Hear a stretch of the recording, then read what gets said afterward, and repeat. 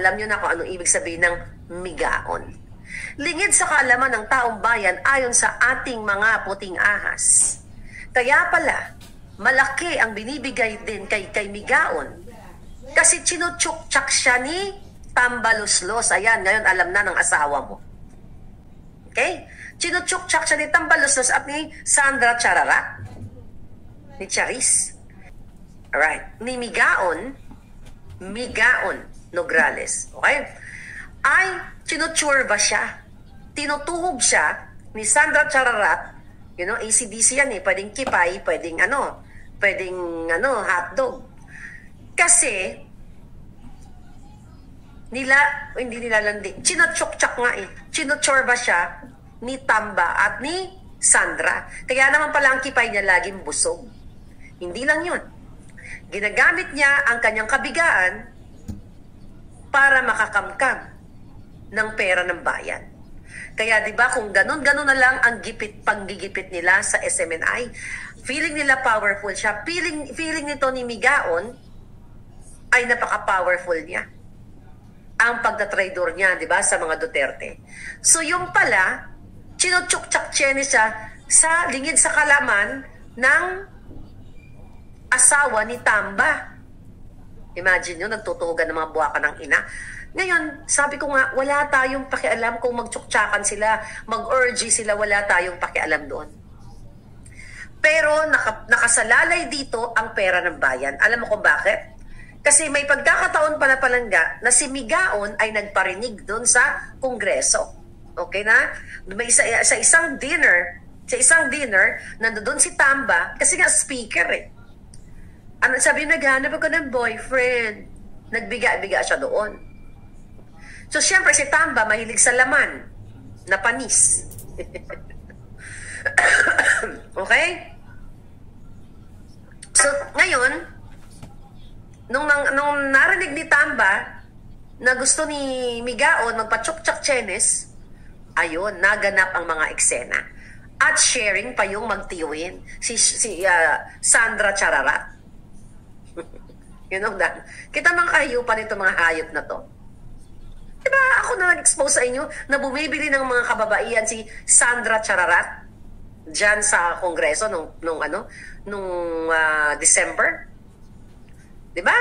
Inano ko sa inyo. Pero ngayon, malinaw na itong si Migaon, kaya nga siya binansagan na Migaon eh. Hindi lang hotdog na cocktail yung chumutsuk-tsak sa kanya. Si Sandra Chararat, cocktail yun eh, di ba? Cocktail. Yung isa naman, yung alam mo yun, parang tando-tando, yung hindi, di ba pag ganyan ka-joba, who are representatives, tama yun, sabi ni Mariah. Ngayon, nagparinig-rinig siya during that dinner, kaya tinambakan siya ng bonggang-bonggang budget. Kahit anong hilingin ni Migaon ay binibigay ni Tamba o Yeda, alam mo na. Ganun po nila binababoy ang pera ng bayan. Wala akong pakialam kung magbaboyan sila, magtsuktsakan sila. Pero ang pakialam natin dito, pangalangga, ginagamit ni Migaon ng kanyang kipay labong, magpapatuslok, okay, magpapatsuktsak sa cocktail hotdog. Okay? Sino cocktail? Si Sandra. Yung isa, tando-tando. Ano ba sa Tagalog ang tando-tando? Alam mo yun, basta yung maliit ba, yung ganun. Na hindi na jumajayo. You know what I mean? So, at madalas silang what? Baka nagtitrisam pa. Hindi nakarating sa akin kung nagtitrisam sila eh. Okay? Pero yun ang mag-isip kayo, yung parang kuhon. Di na ba joba naiipit? Sorry doon sa mga naiipit yung mo, pototoy mo, parang naging kasing liit na lang ng what? Jutay. Sabi ni Danica, kasi lait na lang ng mais. Di ba? So, ito po ang ginagawa ni Migaon. Si Migaon, kaya naman, mga taga Davao, alam nyo na.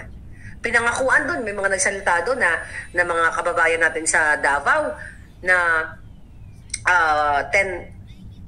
pinapipirma silang magpamilya, pinangakuan sila 10,000 each, di ba? 10,000 each daw. Panglilin lang ni Migaon. So, ibig sabihin nito, malakas ang loob ni Migaon manglinlang sa mga Davaoenyo kasi isang ayot. Ayot ba yun? Iyot pala. Kalimutan ko na. Ayod pala, ayod, Ilonggo ang iniisip ko. Isa lang kaayod niya, pera na. Pera galing sa Kaban ng Bayan. Kailangan nyong malaman, dito sa Maharlika Channel, mga balitang hindi nyo maririnig sa mainstream media. Actually, nakikinig ako ng hearing kagabi kay sa Davao, ano? Nakatulugan ko lang. But I'm so happy, wala nang sipon-sipon ko. Diba? So kaya ngayon, ang ano natin, ang topic natin, tsuktsakan. Kasi dapat may energy ako, di ba? Kasi sa tunay na buhay, kailangan mo may energy ka. Pero hindi ka papatuhog ng sa magtiyuhin. At ang kapalit ay Kaba ng Bayan, pera ng bayan. Sino ang punot dulo ng lahat ng ito? Ang pamilyang Polboronic. Torjakan, sabi ni Ramran. Imagine mo, bubuka ka lang si Migaon, ibibigay na sa kanya ang pera ng bayan. See that? At ngayon, nasa Amerika daw, nabasa ko, nasa New Jersey daw siya. So lumalabas siya sa picture, nung nag-speech si Pulong Duterte, 'di ba, doon sa Davao Rally, na sinasabi niya ito nga si Migaon, tapos ang drama ni Migaon, nasa Jersey daw siya, nasa New Jersey, kasi kasama niya yung kapatid niya, family niya, dadadadada. Tingnan mo yung kadyutahan niya, parang lumalabas sa picture. Pinlano nila ang PI na ito nung nandito pa siya nandiyan pa siya sa sa Pilipinas. So kahit anong, well, you know what? Kahit ano pang pagtatakip nila, kaya nga ikaw, Senator Amy, itong si Oñate, kinontempt nyo na dapat yan, ikinulong nyo na anong ginagawa ng ombudsman? Bakit walang kinakasuhan? Paulit-ulit na lang tayo na si Tambaluslos nagbigay ng 20 million bawat isa, maliban pa kay Migaon, may kasamang Tsuktsak Chenes. So kakalimutan na lang yung mga mainstream media, walang pakialam. Dapat yung ganito may kaparusahan na. Dapat umaaksyon na ang ombudsman. Dapat gumagawa na ang mga ahensya na pwede silang parusahan. So like after a week, 2 weeks, 3 weeks, kakalimutan na lang natin yung issue na to, then move on tayo sa next issue. So anyway, nakikita nyo naman na si Lisang may saltik. Hindi mo kailangan maging expert. Basahin nyo yung anti-social disorder. Then, you decide yourself kung ito ba ay nakapaloob lahat kay Lisa. Which is binasa ko, yung kapapasok lang, panoorin nyo na lang. Traidor talaga si Kuting, sabi ni Ana. Polvoron video is the easiest way to kick out Nikki. Sabi ko nga pala hindi ako ang maglalabas yan. So babalik tayo dito kay Migaon na nagpapachok-chak chenes. Yun lang ba ang title natin, si Migaon? Okay? Chinuchurba. So imagine nyo kayong mga working class citizen, kayong mga OFW, even anong man ang status nyo sa buhay, kahit jobless kayo sa Pilipinas, babayad din kayo ng tax, part kayo ng gobyerno. Ang pera ninyo ay napupunta sa bawat bikangkang ni Migaon ay nadadagdagan siya ng milyon-milyon budget para magkupyor, magsuot ng mga materya, mga bonggang-bonggang mga perlas, mga ginto na galing sa Kaban ng Bayan. Mga damit nila, sabi ko nga, bawat sinulid na sinusuot nila galing sa pera ng bayan. Binababoy na tayo, mga palangga. Sobra na ang pagbababoy. So sabi ni Kurt, humility, lahat ng Pilipino, lahat, walang kitambay ka, nagbabayad ka ng buwis. Diba? Lahat ng buwis ng binibili mo, kasama ka dito. Binababoy kayo ng isang narco president at narsi. Ayan. Narsisang ahas. Ang dami niyang tawag, Narsisa, Polboronic, may saltik. Lahat na. All in one. Diba? All in one. Nasa kanya lahat.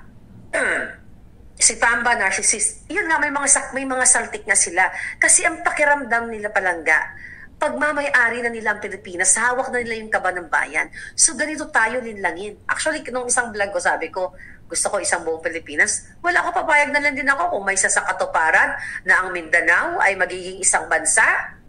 Kung makasatuparan nun, may lupa kami dyan sa Mindanao. Baka hindi nyo nalalaman.